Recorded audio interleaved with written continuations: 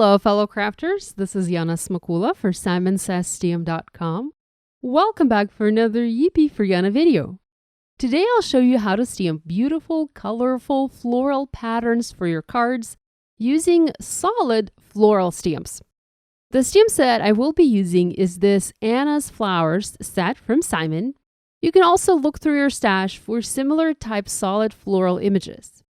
I love that this set has the same type flower in various sizes, and we will be stamping nearly every size to make backgrounds for our cards today.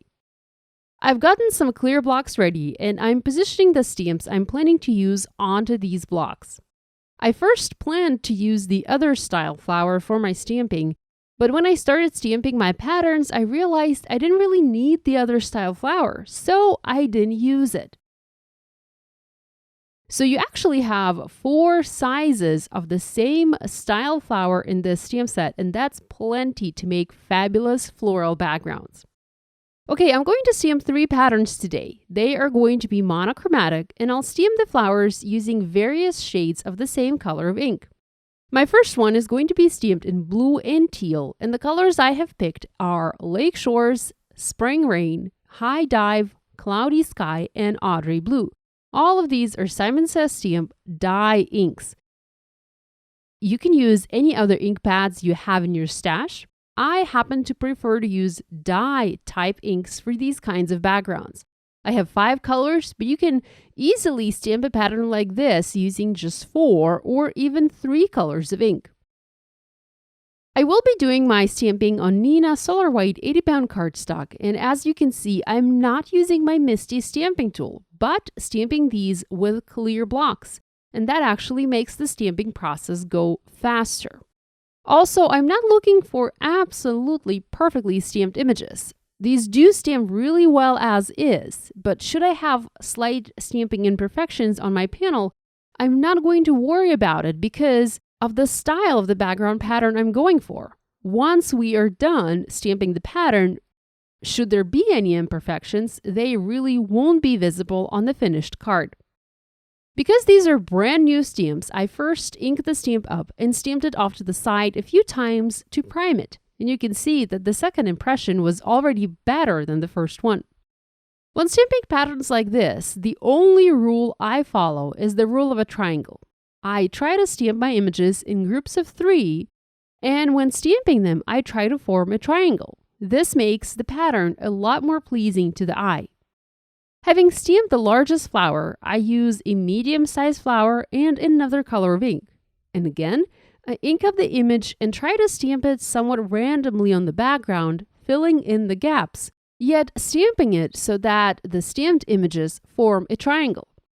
I still have quite big gaps in the background, so using smaller images will not fill the gaps in at this point. I'm going back to the largest flower and stamping it on the background using a slightly different shade of ink, making those flowers pop on the background. And again, notice the placement of the images. Now I can come in with my smaller flowers and fill any open spaces in. I'm using a different color of ink for each of the flowers. This just adds diversity to my background, and here's a look at the finished piece. Backgrounds like these are super easy to make. Just follow that one rule and you'll have yourself awesome backgrounds. Let's try this one more time, but with yellow colors. The ink colors I picked are Sunshine, Duckling, Apricot, Clementine, Melon, and Lemon Zing. Before I start stamping with these colors, I need to clean my stamps to remove the blue ink that I have left on the stamps. I like to use my Simon Says Stamp Ultra Clean cleaning solution and my Gina K stamp chamois. I spray the chamois with the Ultra Clean solution, and then I just rub my stamps clean. I keep my chamois in an old airtight plastic candy container to keep it moist. I'm going to speed up this part of the video as I'm basically doing the same thing. I'm stamping the same pattern, but using different ink colors.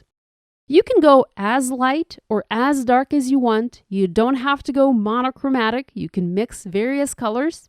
But I think that the monochromatic patterns look the best. There's just something peaceful and calming about them. I don't know why.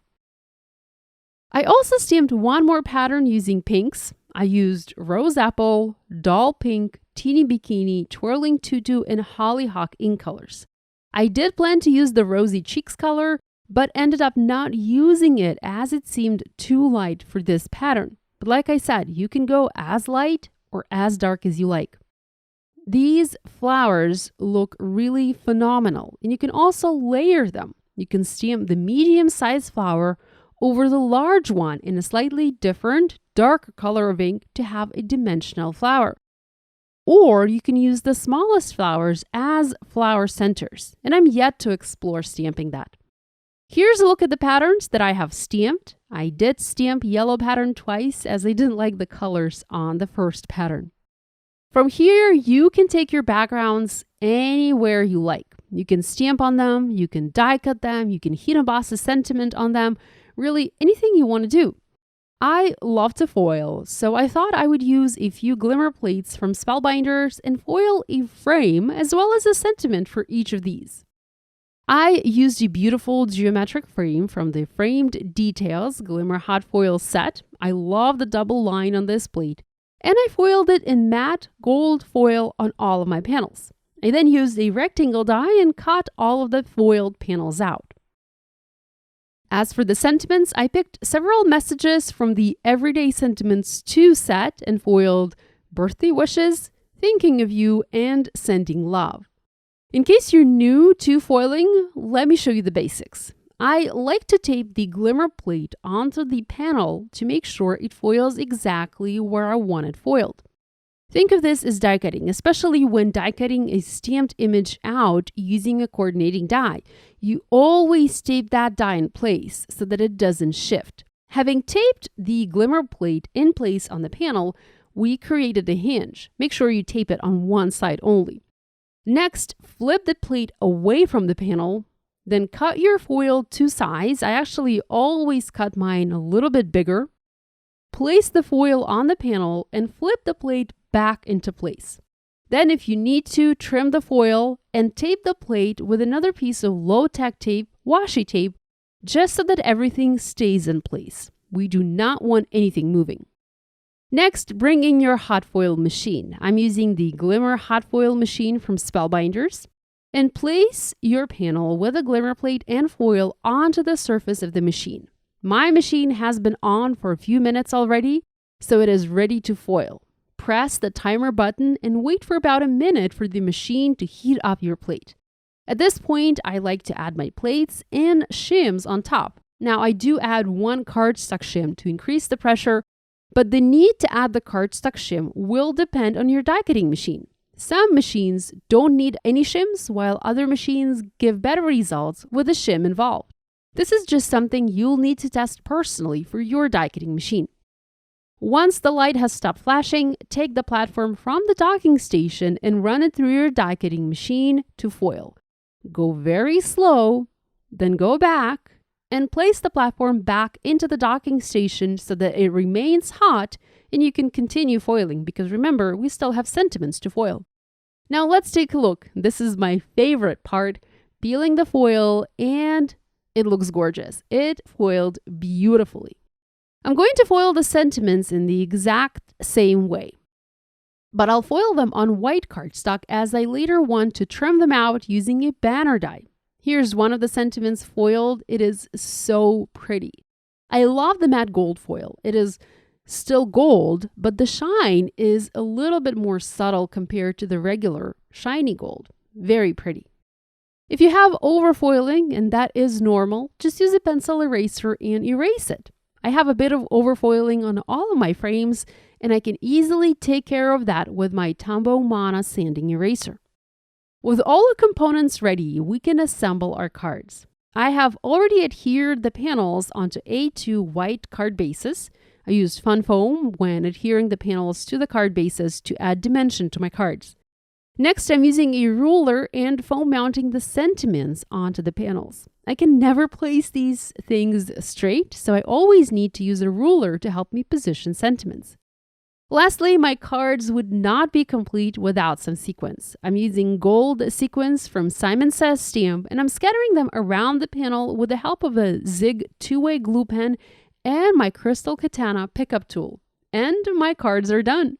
Here's a look at the 3 projects I have for you today. These were easy to make, and stamping the floral pattern was a treat. I love all of these, but I think the teal one is my favorite. Which one do you like best? Let me know in the comments below. If you make a card inspired by this video, we'd love it if you shared your project online and tagged us on social media. We always enjoy seeing what you make. Be sure to give this video a thumbs up and to subscribe to this channel if you haven't yet done so. Thanks so much for joining me today. Love you guys, and I'll see you next time. Bye!